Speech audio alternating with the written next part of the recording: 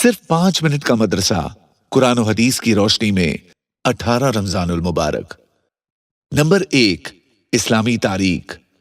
हजरत इब्राहीम अलैहिस्सलाम। हजरत इब्राहीम अलैहिस्सलाम का तज़किरा कुरान करीम में तकरीबन 69 जगह आया है। उनकी पैदाइश हजरत ईसा अलैहिस्सलाम से बहुत जमाना पहले इराक में हुई। वो एक अजीम पैगंबर और हादी और रहनुमा थे। कुरान में उन्हें बैतुल्लाह शरीफ की तामीर करने वाले और अरब कौम के हादी और पैगंबर बताया गया है। उनके बाद आने वाले सारे अनबिया उन्हीं की नस्ल में पैदा हुए।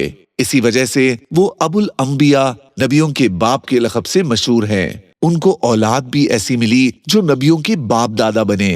उन्होंने 3 शादियां की थी। पहली बीवी का नाम सारा रज़ियल्लाहु अन्हा है, जो आप ही के खानदान से थी। उनसे हजरत इसाक अलैहिस्सलाम पैदा हुए।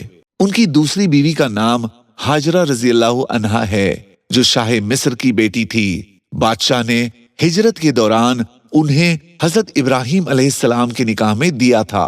उनसे हजरत इस्माईल अलैहिस्सलाम की पैदाइश हुई। तीसरी बीवी का नाम खतूरा रज़ियल्लाहु अन्हा बताया जाता है। उनसे हजरत इब्राहीम अलैहिस्सलाम ने हजरत सारा रज़ियल्लाहु अन्हा की वफात के बाद निकाह किया था। उनसे कुल 6 औलाद हुई। उनकी नस्ल और खानदान को बनु खतूरा कहा जाता है। अल्लाह ताला ने हजरत इब्राहीम अलैहिस्सलाम को खास रहमत और बरकत और फजीलत से नवाजा था। नबूवत और रिसालत के साथ मालो दौलत भी अता किया था। सखावत और दरियादिली और मेहमान नवाजी में बहुत मशहूर थे। नंबर 2, हुजूर सल्लल्लाहु अलैहि वसल्लम का मोजज़ा। सबसे बड़ा मोजज़ा कुरान का है।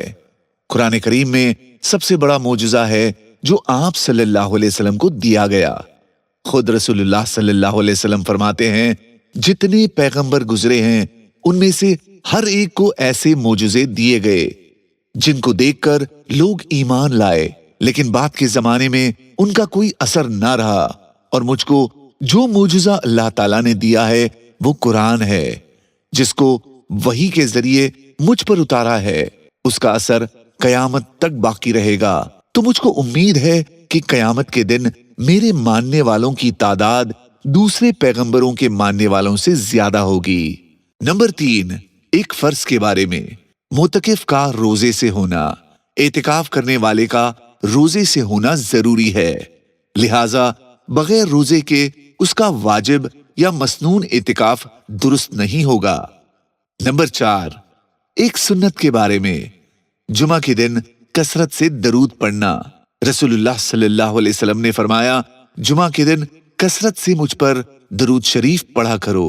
नंबर 5, एक अहम अमल की फजीलत। एक आयत का सीखना। रसूलुल्लाह सल्लल्लाहु अलैहि वसल्लम ने हजरत अबू जर रज़ियल्लाहु अन्हु से फरमाया, ए अबू जर, तुम सुबह जाकर कुरान की एक आयत सीख लो। ये तुम्हारे लिए 100 रकात नफल नमाज पढ़ने से बेहतर है। और तुम सुबह जाकर इल्म का एक मजमून सीख लो, चाहे फिलहाल उस पर अमल का मौका हो या ना हो। ये तुम्हारे लिए 1000 रकात नफल नमाज पढ़ने से बेहतर है। नंबर 6, एक गुनाह के बारे में। ज़कात अदा ना करना। रसूलुल्लाह सल्लल्लाहु अलैहि वसल्लम ने फरमाया, जिस शख्स के पास माल हो और वो उसकी ज़कात अदा ना करता हो, तो वो माल कल कयामत के दिन एक ऐसा सांप बना दिया जाएगा जो गंजा होगा और उसकी आंखों पर 2 काले नुक्ते होंगे।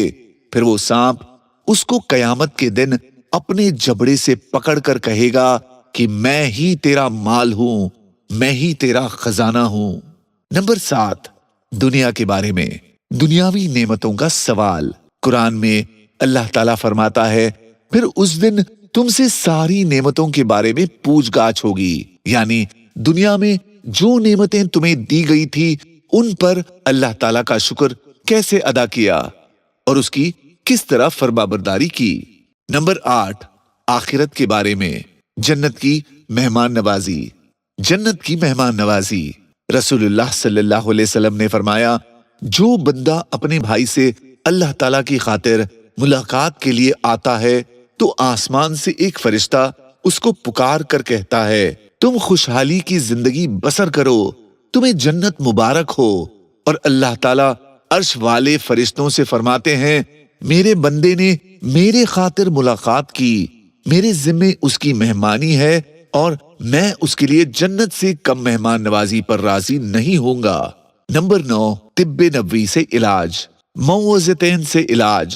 حضرت عائشہ رضی اللہ عنہا فرماتی ہیں کہ رسول اللہ صلی اللہ علیہ وسلم جب بیمار ہوتے تو موعظتین یعنی قل اعوذ برب الفلق اور قل اعوذ برب الناس پڑھ کر اپنے اوپر دم کر لیا کرتے تھے۔ نمبر 10، نبی صلی اللہ علیہ وسلم کی نصیحت، سخاوت کرو۔ رسول اللہ صلی اللہ علیہ وسلم نے فرمایا، اللہ تعالی سخی خوب دینے والا ہے اور سخاوت کو پسند کرتا ہے۔ جزاک اللہ۔